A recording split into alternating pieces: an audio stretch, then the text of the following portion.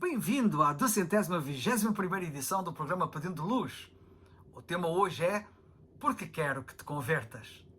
Muitos não compreendem porque é que os cristãos tentam conduzir as pessoas à conversão, como por exemplo tenho aqui feito nestas alocuções. Não são poucos os que creem que não se deve falar aos outros de religião. É assim que vem o caso, religião, que não é realmente. Eu nunca disse aqui que uma pessoa deve trocar de religião, que deixe a que eventualmente tenha e aceite uma suposta religião que lhe estou eventualmente a dar, pois não lhe estou a oferecer nenhuma religião, mas uma pessoa, o Senhor Jesus Cristo. Para entenderes melhor o que digo, vê com os teus próprios olhos na Bíblia que nunca lemos que o Senhor Jesus Cristo veio indicar às pessoas uma religião. Ele nunca disse, vinde a esta religião, ou àquela, ou a esta nova religião que eu vou formar, mas antes, vinde a mim.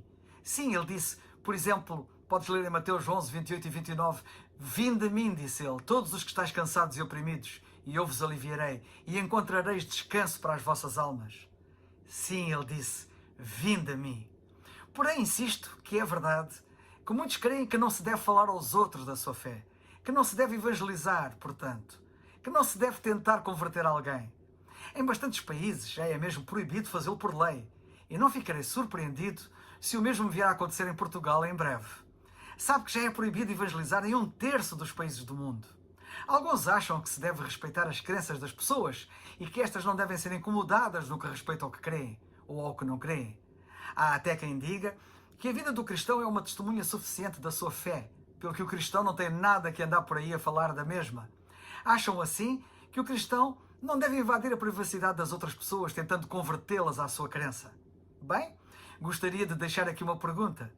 Se essas pessoas descobrissem a cura do cancro, por exemplo, iriam ficar caladas sobre esse conhecimento? Esperariam simplesmente que pela observação da sua vida os outros de alguma forma concluíssem que existia a cura do cancro? Achas que alguém iria descobrir a cura do cancro dessa forma? Não, claro que não. Se tais pessoas soubessem de uma cura para o cancro, fariam tudo, mas tudo o que pudessem, para falar da mesma aos outros. Fazer algo menos do que isto seria egoísmo e crueldade. Para dizer o mínimo, seria inclassificável. A humanidade, no entanto, tem uma doença muito mais grave do que o cancro. Trata-se de uma doença espiritual, é que a palavra de Deus, a Bíblia, chama de pecado. Sabe que enquanto o cancro afeta apenas esta vida, o pecado afeta a vida além, por toda a eternidade. O cancro causa a morte física, mas o pecado, a morte eterna. Todos nós, sem exceção, padecemos desta doença, a doença do pecado, afetando tudo o que fazemos, impedindo-nos de fazer o que é certo e fazendo-nos praticar o que está errado, o mal. Também nos separa de Deus, não apenas agora, no tempo, mas na eternidade, o que é ainda mais grave e dramático. Sabendo eu desta verdade, desta realidade, e não avisar os outros seria ainda mais inclassificável, seria totalmente reprovável, condenável mesmo. O que pode ser pior do que o pecado que nos afasta de Deus e priva da única vida que sobrará após a morte deste pó, que é o nosso corpo. Uma palavra para a tua reflexão. Se soubesses que tinhas cancro, imagino como te sentirias. Não te sentirias nada bem. Mas quanto ao pecado, que é infinitamente mais grave, sabendo que o tens, deves sentir-te logicamente muito pior. Nunca subestimes os terríveis efeitos do pecado. A Bíblia diz que o salário do pecado é a morte, em Romanos 6:23. Tens a noção do que isso significa em última análise? A morte, em última análise, é a separação de Deus. É a separação eterna de Deus.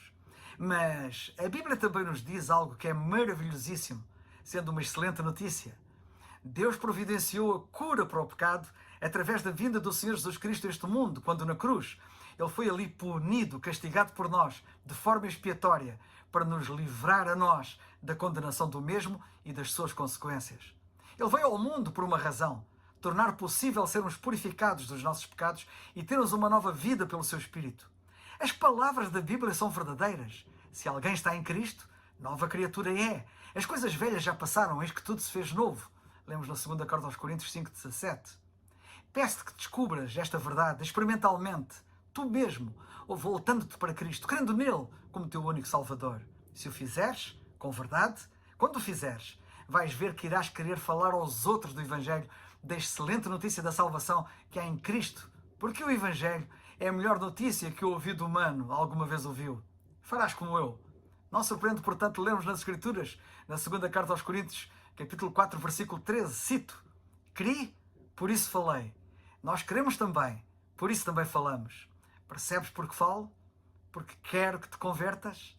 Termino, como sempre, fazendo aqui eco ao apelo da Bíblia. Crê no Senhor Jesus Cristo e serás salvo. Atos 16, 31. Quero que te convertas, não a mim, ou a uma igreja, qualquer que ela seja, ou uma religião, mas ao Senhor Jesus Cristo. Crê, pois, nele e serás realmente, mesmo, salvo por toda a eternidade. É o farol.